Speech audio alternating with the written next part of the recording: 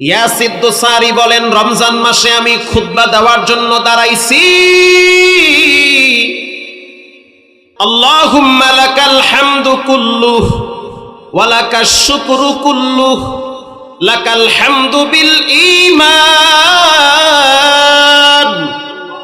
ওয়া লাকাশ শুকরু বিল কুরআন।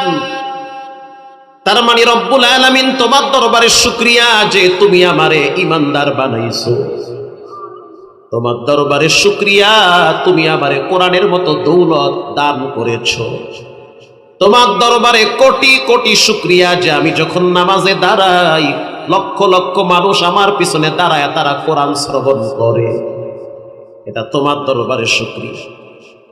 জুমার খুতবা কমপ্লিট। ইয়াসির দোসারি বলেন, আমি যখন নামাজে দাঁড়াইলাম প্রথম রাকাতে আমি সূরা হাশরের কয়েকটা আয়াত তেলাওয়াত শুরু করলাম। হুয়াল্লাহুল্লাযী লা ইলাহা ইল্লা হু আলিমুল গায়বি ওয়াশ শাহাদাতি হুয়ার রাহমানুর রাহিম।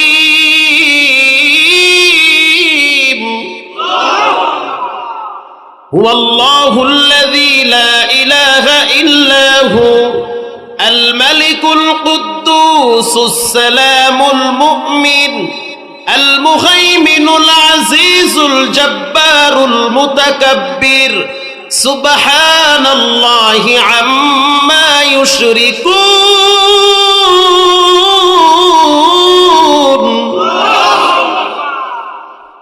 প্রথম রাকাতে আমি সূরা হাশরের শেষ আয়াত পড়লাম, দ্বিতীয় রাকাতে আমি সূরা কুরাইশ তেলাওয়াত করলাম। লিইলাফি কুরাইশ ইলাফিহিম রিহলাতাশ শিতাই ওয়াস সাইফ। আমি বুঝতে পারলাম আমার পিছনে যারা দাঁড়ায় আছে তাদের মাঝখান থেকে কে যেন কাঁদতেছে, এটা আমি অনুভব করলাম। পিছনের কাতারে কেউ যদি কান্না করে তার আওয়াজ মৃদুভাবে কানে আঘাত করে। দোসারি বলেন, নামাজ শেষ করলাম, সালাম ফিরাইলাম, আমি পিছনে তাকায় দেখলাম অস্ট্রেলিয়ার একজন যুবক, দেখতে অনেক সুন্দর সুদর্শন চেহারা, এখনো পর্যন্ত তার হাতে ট্যাটু আকার দাগ আছে। সে পিছনে বসে বসে সালাম ফিরানোর পরে অঝর ধারায় কাঁদতেছে। এরপরে দেখলাম